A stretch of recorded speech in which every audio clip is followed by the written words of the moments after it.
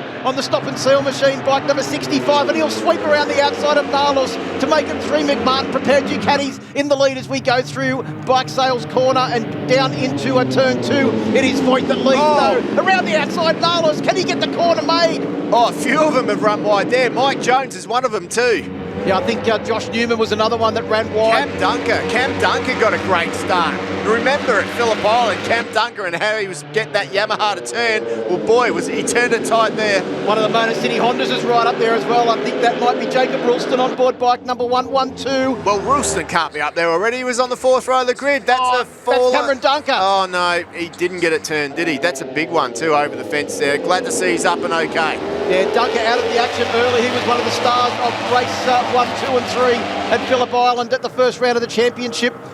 But as we look down on the field, as they make their way back into the view of the large crowd here at Sydney Motorsport Park, it is both the On Your Bike McMartin Racing with K-Tech Ducati V4Rs that lead, with Voigt holding a very slender lead over his pole position teammate. Crew Halliday back there in third. JJ Nalos just getting settled as this race comes around to complete the first lap of 13. A little bit of a gap back to Ralston there. You can see that gap with, is that Anthony West behind him too? Yeah, let's have a look at the speed differential here between the Honda and the Ducati. The Ducati of West still not able to pull out of the slipstream. Waters goes to the inside, but Voigt just does not use the brakes at the end of the Penrite straight. Yeah, it's going to be pretty hard to overtake him there, isn't it? Where is he going to find the way through? Voigt carries his speed all the way through and uses all the track too. And I'll tell you what, he's experienced. He ain't going to make a mistake, and he's doing a great job. Nala's slightly wide there. As they came round through that area of the circuit the first time around. I was speaking to Harry Voigt's crew earlier on this weekend. They had some electrical issues with the bike, and they said they've never had to clean so much rubber off the side of a bike because Harry was just riding the thing on the absolute limit, spinning the tyre up everywhere. And look at Waters, clean and calm as he comes out of the slipstream, but it's just the aggression of Voigt down into Pirelli corner turn 1 that just does not allow the 5-time champion through. No, it's, Waters is already thinking, what am I going to do to win this? You know, like he's already lining him up on the inside. There is an opportunity. He seems to have a bit more speed off of the final corner that if it did come down to the last lap and he couldn't find a way past him, he's already worked out. But he can't hang around, can he? Because Crew Halliday is there. Crew Halliday, if you think back, was the man here at this track for many, many years to beat. And he seems to have refound his mojo. Well, I remember correctly, Crew Halliday won a race here coming from a long way back a couple of years ago. Allerton's made his way through now. Well, as we said, Allerton is certainly one to keep your eye on board that Superbike Advocates machine, bike number 14. He knows this place well. He's had a great off-season of training, doing a lot of laps at this track under race conditions. Allerton is from the veteran rider from southwestern Sydney. Can he try and make this a 6-bike battle for that lead group? Back onto the Penrite straight we come to come around and complete 3 laps. Fastest man on the last lap, the first flying lap was a 29.7 for Crew Halliday. Yeah, and Waters has got through as well. Right, this is going to be interesting to see if Waters, now that he's managed to get through, if he can make a break. Voigt has the pace to go with him. Voigt had some sort of issue there because Waters got through, but Waters goes wide now. And Voigt back through up into the lead. Oh, I thought Waters was on the inside there on the run through turn 3. He might have tried to be a little bit cheeky and just put the number 1 machine back up the inside as Allerton, a 29.664, fastest rider of the race on lap 3. Yeah, and what's that gap now back to Allerton? It's 1 second. Nalos up the inside of Halliday at turn 5, Steve. That was outrageous. Yeah, massive move by Jonathan Nalos there, and he is not hanging around. Nalos has done a lot of laps around here, and I'll tell you what, he's got some mid-corner speed, and he looks like he's going to nip up the inside there on the Ducatis, but he can't quite do it. But Nalos is starting to put the hammer down. Well, remember that Josh Waters said he hasn't ridden at this track since the races here last year at the time, so he knows this place like the back of his hand. And Josh Waters really has got both hands full at the moment, with the 2 young riders both behind and in front of him. Right, well, let's head down to the paddock. Chris is with Cam Dumko to find out what happened there. Yeah, thanks, Steve. Cam, not the ideal first lap. First of all, are you okay? I can see you brushing a lot of grass off. Yeah, I mean, I'm all right. It's just really disappointing. We had a really strong start to the weekend and just tried to work through some things this morning in warm-up, and yeah, we ended up going back to what we had, and I don't know, just got caught out on an unscrubbed front tyre or something like this. But anyway, I thought I knew I could have been in the race, but just trying to square crew up, trying to get a good run, not let the mountain bikes get away, and just bit us, unfortunately. It happens. I hope you get it all back to going, and good luck for the next one. Thanks. Well, sorry to hear that Cam Dunker is out of this one. Hopefully we see him back in race number 5 tonight. But Steve, the question I posed before was, if Josh Waters could get ahead, has he got the pace to get away? And at the moment, that's exactly what he's showing. And that's aided by the fact that Crew Halliday has just come up the inside of Harry Voigt. And with him goes JJ Nalas. So Voigt, our early race leader, is now back to 4th position. This is shaping up to be an extremely exciting tussle because Glenn Allerton now has brought himself right back into the equation. The Superbike Advocates rider. Yeah, pretty impressive stuff by Ralston, but I tell you what, he'd give that wheel stand away if he could be with these guys further up. He's the guy, he can't quite match the pace of the leading bunch at the moment. Allerton's got something a little bit special, and he's going to go past Voigt too. Up the inside he goes, and he makes the move on Voigt. Voigt's struggling for grip, I think. Well, the other thing about Glenn Allerton, we know that he's very good on the brakes. He's going to fight back immediately as they come down into Bike Sales Corner Turn 2, but Harry Voigt just has that slight edge. I think it's the youthful exuberance from Harry Voigt that just manages to hold out Glenn Allerton there.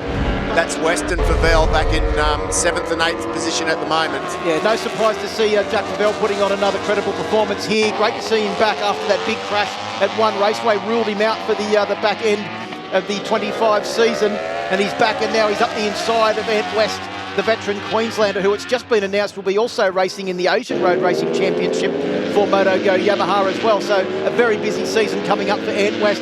Right behind, good battle going on there between Marcus Hammond on the second of the Motor City Hondas and Mike Jones in 10th position. Yeah, I reckon Marcus Hammond stepped it up a bit. Obviously very new to the Superbike race.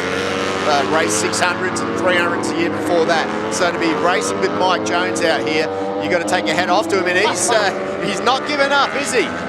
Well, I think that also shows the way that you've got to ride the Honda versus the Yamaha. You just got to shove it up the inside of your Marcus Hammond and get on the gas as hard as you can. We know the Yamaha's fast in a straight line, but that Honda is also lightning fast. So Christian Rossi and Paul Free doing a great job to prepare those bikes.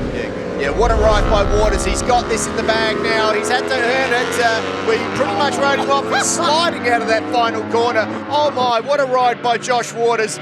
We'd written him off. We said the young guys were going to win everything. Well, we got that wrong, didn't we? Well done, Josh Waters. Takes the win. So Waters comes across the line. He takes the win by 0.6 of a second over Crew Halliday. JJ Nalas another 0.5 of a second further back. All of them putting in scintillating lap times on the last lap, but Waters, the only one in the 29s, a 29.997. Harry Voigt takes 4th. Jacob Ralston takes 5th. Glenn Allerton eventually finishes in 6th ahead of Favell in 7th. Marcus Hammond in 8th. Mike Jones in 9th. They have both got the better of the fading Ant West, who rounded out your top 10. But wow, congratulations, Josh Waters. What a ride.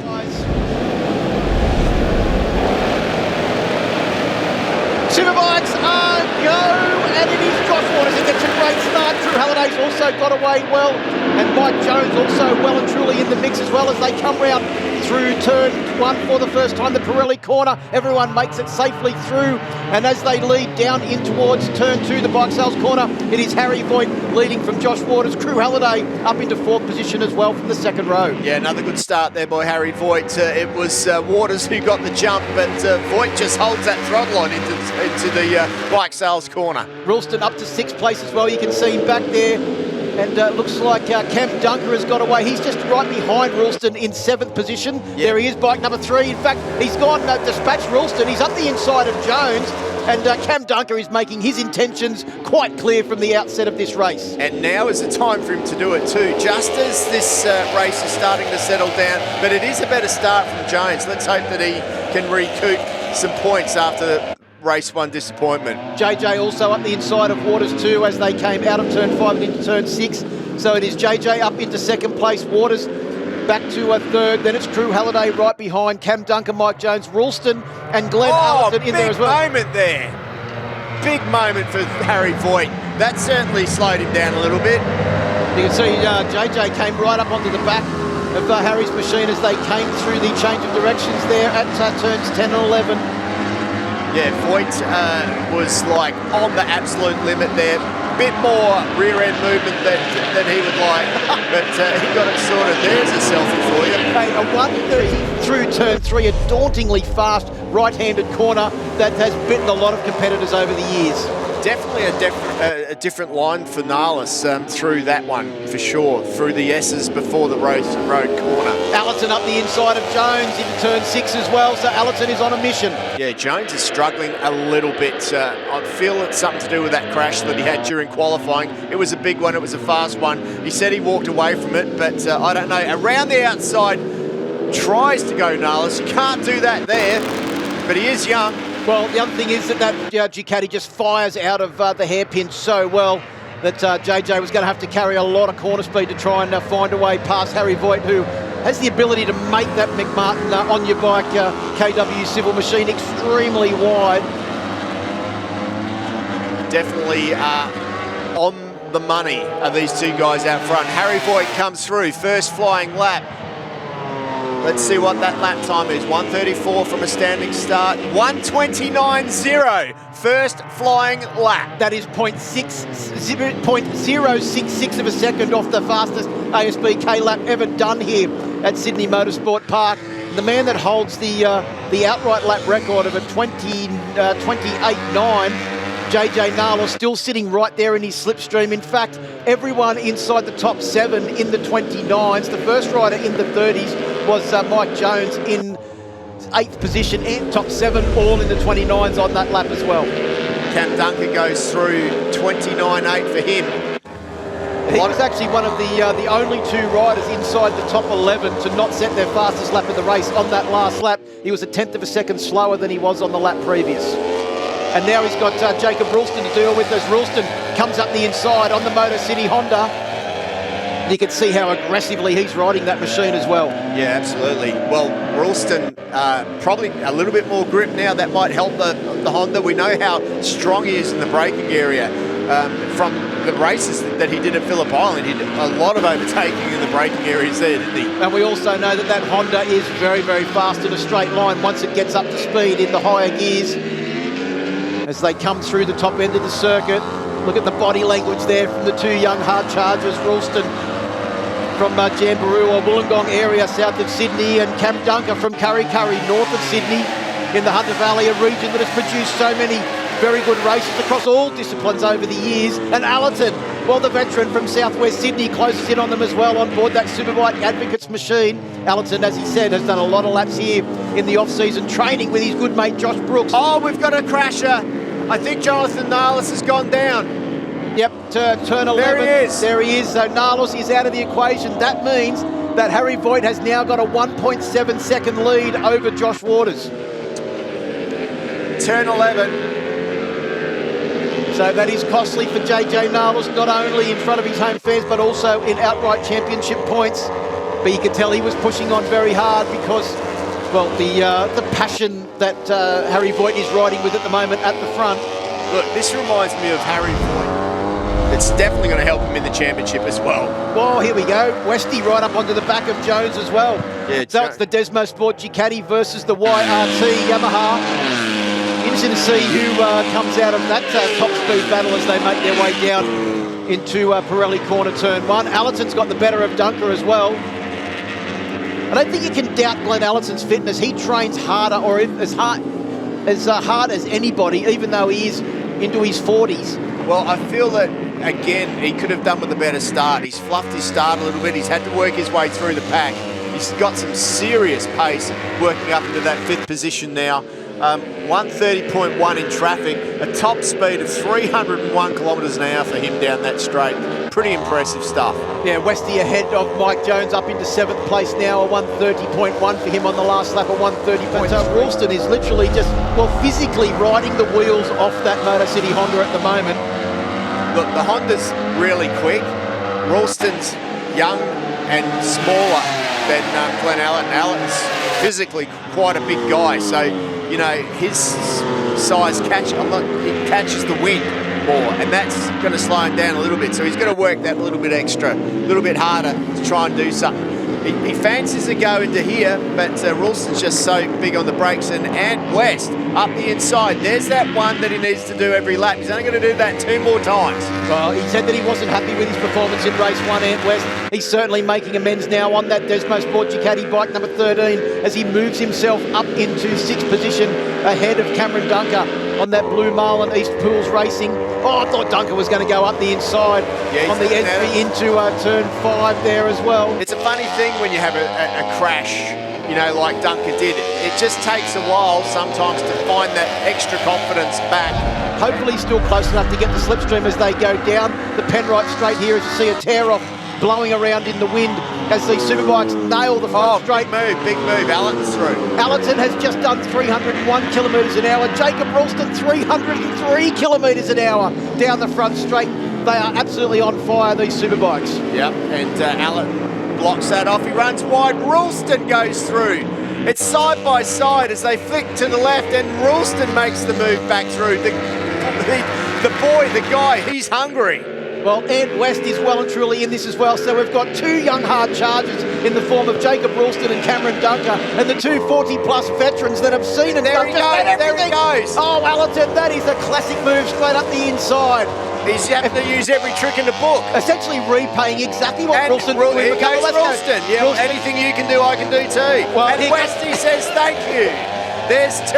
Oh, Race and Road Corner has provided so much action for us this weekend, and it certainly is not disappointing in this SW-Motech Superbike race. 3 overtakes in the space of a couple of corners. And Dunker, well and truly back into the equation now. And is that closing in from behind? Mike Jones on board bike number 46. Don't let the 3-time champion get a sniff or he'll be right in there as well. Well, Westy is looking very serious here. You can see one of the great things about racing at night is the clear visors. You can clearly see, well, you can see the 1,000-yard stare. Allerton tries to go up the inside of both of them. He can only get West, but West gets the drive out of Race and Road. And as they come up towards Kawasaki, it is Westy that moves straight back into 5th position after it was stolen from him on the entry into turn 6 by Allerton. It's a big move. It's a big move by Allen. He's run wide. That allows Dunker to go through on both of them. Dunker's through on both. He cuts Westy off on the outside. It's fair to do. Duncan takes a breath. He's got to try and hold it to the line now, but that's a great move.